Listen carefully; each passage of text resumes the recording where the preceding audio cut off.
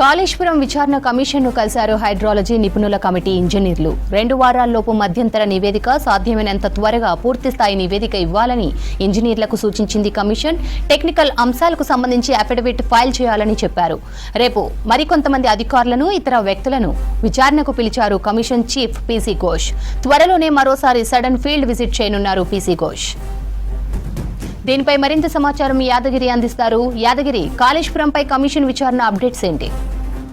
అవంతి, కాళేశ్వరానికి సంబంధించినటువంటి విచారణ చాలా వేగవంతంగా కొనసాగుతుంది. గత 4 రోజుల నుంచి కూడా అధికారులను, తర్వాత ఏదైతే నిర్మాణం చేపట్టారో నిర్మాణానికి సంబంధించినటువంటి సంస్థకు సంబంధించినటువంటి ప్రతినిధులు, తర్వాత ఇతర వ్యక్తులు కూడా కొంతమంది అఫిడవిట్ల రూపంలో, కొంత వాళ్ళ రిపోర్టింగ్ రూపంలో కొంత ఏం జరిగింది అనేది కూడా కమిషన్కి ఇచ్చారు. సో ఇట్లా అందరినీ కూడా పిలిచి డైరెక్ట్ గా విచారణ చేస్తా ఉన్నారు.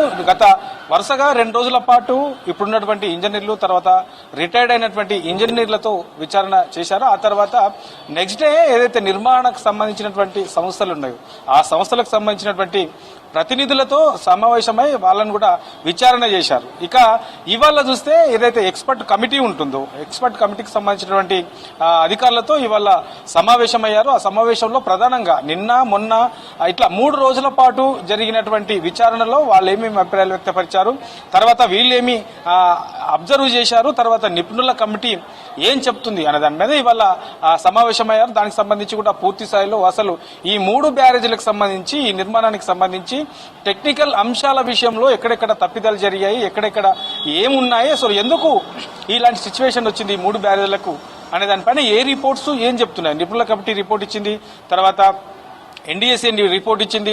ఇట్లా ఏ రిపోర్ట్లు ఏం చెప్తున్నాయి అనే దానిపైన పూర్తి స్థాయిలో ఇవాళ నిపుణుల కమిటీలతో చర్చించారు.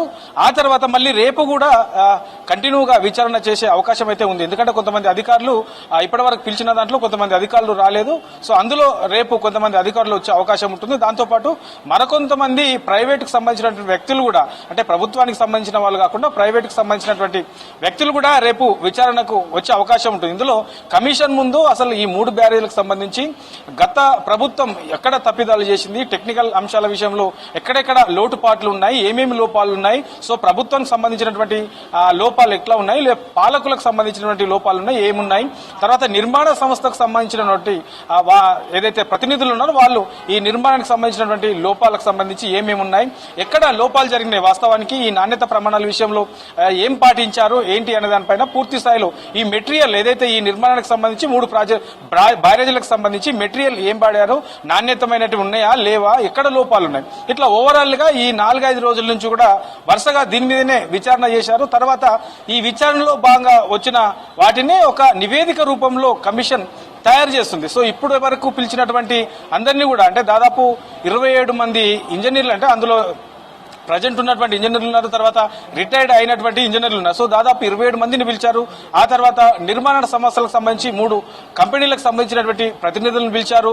తర్వాత ఎక్స్పర్ట్ కమిటీ. సో ఈ 4-5 రకాల సంబంధించిన వాళ్ళు ఏం చెప్పారు, ఈ అధికారులు ఏం చెప్పారు, ప్రైవేట్ కి సంబంధించినటువంటి ఈ నిర్మాణ కంపెనీలకు సంబంధించినటువంటి ప్రతినిధులు ఏం చెప్పారు, ఎక్స్పర్ట్ కమిటీ ఏం చెప్తుంది, వాస్తవానికి గ్రౌండ్ లెవెల్లో ఏముంది, ఇట్లా పూర్తి స్థాయిలో అధ్యయనం చేసి సపరేట్ గా కమిషన్ ఒక నివేదిక తయారు చేసి ఆ నివేదికను ప్రభుత్వానికి ఇచ్చే అవకాశం ఉంటుంది.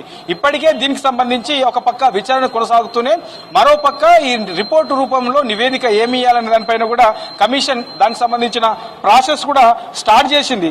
అయితే ఈ ఇప్పటి వరకు ఉన్నటువంటి దాంట్లో, ఇప్పటి వరకు విచారణ చేసిన దాంట్లో మేజర్ గా ఈ టెక్నికల్ అంశాలకు సంబంధించిన దాని మీదనే విచారణ కొనసాగింది.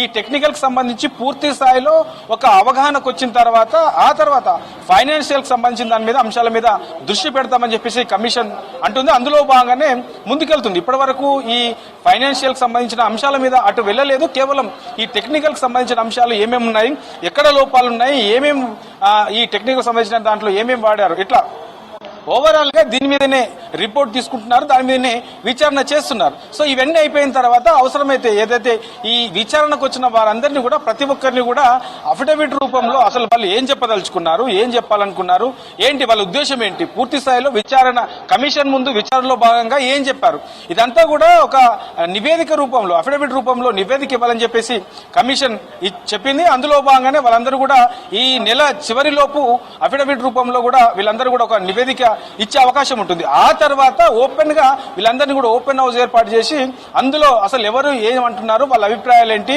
ఒకవేళ వాళ్ళు చెప్పే అభిప్రాయాలు తప్పిదాలుగా ఉంటే వాళ్ళు దాన్ని క్రాస్ చెక్ చేయడానికి ఎక్స్పర్ట్ కమిటీని కూడా అక్కడ అందుబాటులో పెట్టి దానికి సంబంధించి ప్రత్యేకంగా ఒక సమావేశం నిర్వహించేందుకు కమిషన్ ఏర్పాట్లు చేస్తుంది. అందులో భాగంగానే ఇవాళ నిర్వహించినటువంటి ఎక్స్పర్ట్ కమిటీకి కూడా కొన్ని కీలకమైనటువంటి సూచనలు కూడా చేసినట్లు తెలుస్తుంది. సో ఇప్పటి వరకు ఈ కమిషన్ ఈ 4-5 రోజుల నుంచి కూడా చేస్తున్నటువంటి విచారణలో మేజర్ గా ఈ టెక్నికల్ అంశాల మీదనే ఎక్కువగా ఫోకస్ పెట్టింది. ఈ టెక్నికల్ గా సంబంధించి పూర్తి స్థాయిలో కంప్లీట్ అయిన తర్వాత ఫైనాన్షియల్ కి సంబంధించినటువంటి అంశాల మీద ఫోకస్ పెట్టనున్నట్లు తెలుస్తా ఉన్నది. ఓవరాల్ గా ఈ 3 బ్యారేజీలకు సంబంధించిన దాని మీద ఈ 4-5 రోజుల నుంచి కూడా వరుసగా ఈ విచారణ అనేది చాలా వేగవంతం చేసింది.